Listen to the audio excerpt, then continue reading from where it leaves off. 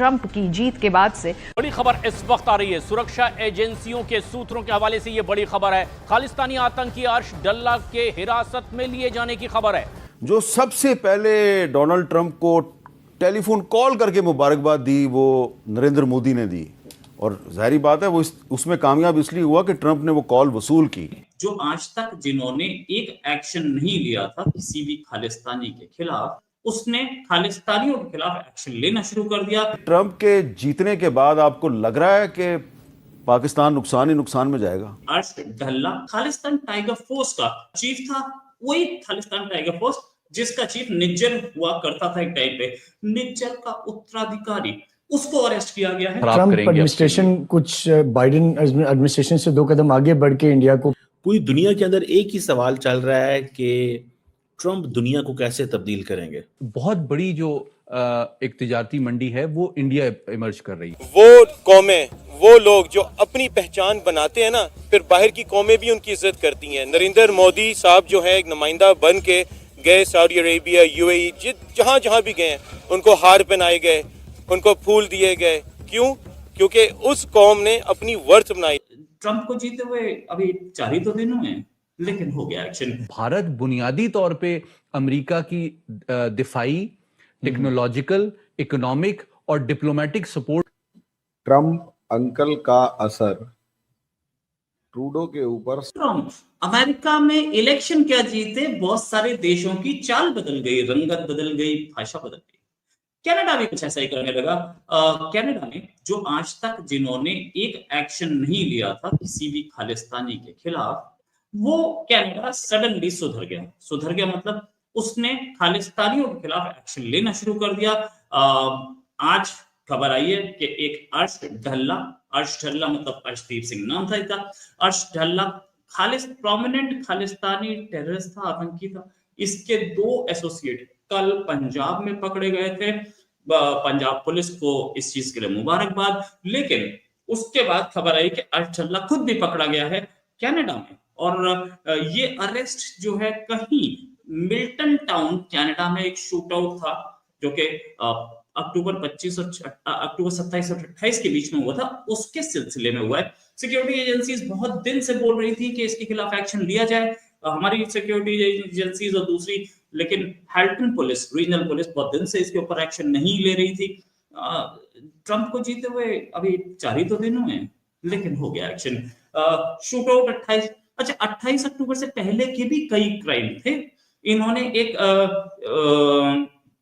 पंजाब के एक कांग्रेस लीडर की हत्या की थी जिसका नाम था बलजिंदर सिंह बल्ली, और ये बोला था ये पंजाब के मोगा डिस्ट्रिक्ट, उसका बल्ली के मर्डर का लाइव वीडियो सबके सामने आया था, मारते हुए साफ दिखा था। इसने क्यों मारा था? इसने बताया कि बल्ली ने इसका करियर खत्म किया था और इसकी मां को अरेस्ट कराया था। वेल, वो अलग चीज। और साथ में ये आदमी खालिस्तान टाइगर फोर्स का एक का चीफ था, वही खालिस्तान टाइगर फोर्स जिसका चीफ निज्जर हुआ करता था एक टाइम पे, निज्जर का उत्तराधिकारी, उसको अरेस्ट किया गया है। ये बड़ी चीज। इसी बात करने के लिए हमारे साथ हरिमोहन जी, जो कि हरिमोहन है अपना IAS अकेडमी चलाते हैं और इंटरनेशनल अफेयर्स पे भी बात करते हैं। बहुत बहुत स्वागत आपका हमारे शो में। डोनाल्ड ट्रंप की जीत और खालिस्तानी अरेस्ट होने शुरू हो गए। पन्नू पता नहीं कहाँ गए, पन्नू को भी ढूंढ रहा हूँ वैसे में, लेकिन मिल जाएगा तो बताऊंगा। लेकिन ये खालिस्तानी अरेस्ट होने शुरू हो गए, आपका क्या कहना है? थैंक यू भैया इस टॉपिक पे बुलाने के लिए और बड़े इंपॉर्टेंट टॉपिक पे डिस्कशन करने के लिए। देखिए, एक्चुअली इस खबर को आप 2 तरीके से देख सकते हैं। एक, ट्रंप अंकल का असर ट्रूडो के ऊपर साफ नजर आ रहा है। इसे ऐसे भी देखा जा सकता है कि अब ट्रूडो अपने कार्ड्स को बचाने की, या यूं कहें अब तक जो डीप स्टेट वगैरह था वो कहीं ना कहीं घबराया हुआ है, और उस घबराहट के फॉर्म में हमें ये अरेस्ट दिखाई दे रहा है। कैसे? देखिए, मैं इसे 2 पार्ट्स में देखता हूँ। एक तो ट्रंप का असर, और ट्रंप का असर ये कि खालिस्तान के ऊपर एक्शन शुरू हुआ, और खालिस्तान के ऊपर जैसे ही एक्शन इंडिया में तो देखो चल ही रहा है, इसमें कोई नई बात नहीं। पाकिस्तान के अंदर भी कहीं ना कहीं हो ही रहे हैं, अननोन गनमैन अपना काम कर रहा है। मेन प्रॉब्लम कनाडा में थी। उस भाई असलियत में खालिस्तान को आइडियोलॉजिकल और फाइनेंशियल फीडिंग कहां से मिल रही थी? पूरी दुनिया में इसका शोर कहां से आ रहा था? कौन इस शोर को लगातार हल्ला मचा रहा था और खालिस्तान के मुद्दे को उठाए रखा हुआ था? तो असलियत में जहां जहां पर ये लोग थे, इनको पेट्रोनाइज करने के लिए एक गहरा राज्य जो है वो बैठा हुआ था और कैसे भी किसी भी सूरत में किसी भी कीमत पर उसको सपोर्ट कर रहा था।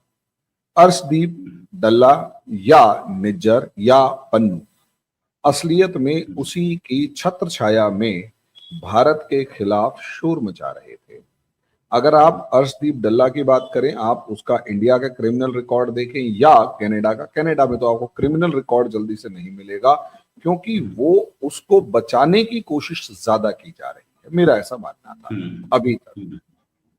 बाइडन के जाने के बाद असलियत में प्रॉब्लम शुरू होती है, लेकिन इसको मैं दो पार्ट्स में कैसे देखता हूं। एक कि भाई ट्रंप का डर तो नहीं, ट्रंप का डर तो है, वो इतना है कि भाई ये उसको कैसे भी करके बचाएंगे और उठा के ट्रंप को दिखाने के लिए कि देखो हम खालिस्तान पे एक्टिव है, मतलब एक्टिव हैं और खालिस्तान के ऊपर काम कर रहे हैं या खालिस्तान को जेल में डालने की कोशिश कर रहे हैं, उसके ऊपर लगाम लगाने की कोशिश कर रहे हैं, तो अर्शदीप को उठा के जेल में डाल देगा। लेकिन इसका दूसरा पार्ट ये है कि असलियत में अब ऐसा लगने लगा है, मेरा मानना अपना ये है कि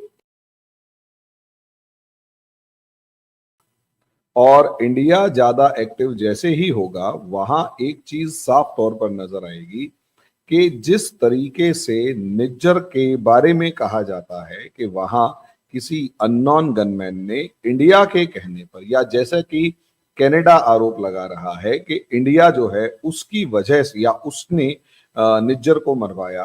अमेरिका की सत्ता में एक बार फिर डोनाल्ड ट्रंप की वापसी ने कई देशों की चिंता बढ़ा दी। इस लिस्ट में सबसे ऊपर है कनाडा। ट्रंप की सत्ता में वापसी के साथ ही कनाडा के स्वर अभी से ही बदले बदले लग रहे हैं। जो ट्रूडो पहले खालिस्तानियों के सपोर्ट में बात करते नहीं थकते थे, जो ट्रूडो ये मानते ही नहीं थे कि खालिस्तानी और दूसरे सिख अलग हैं, वो अब खुले मंच से इस बात को स्वीकार करते दिख रहे हैं।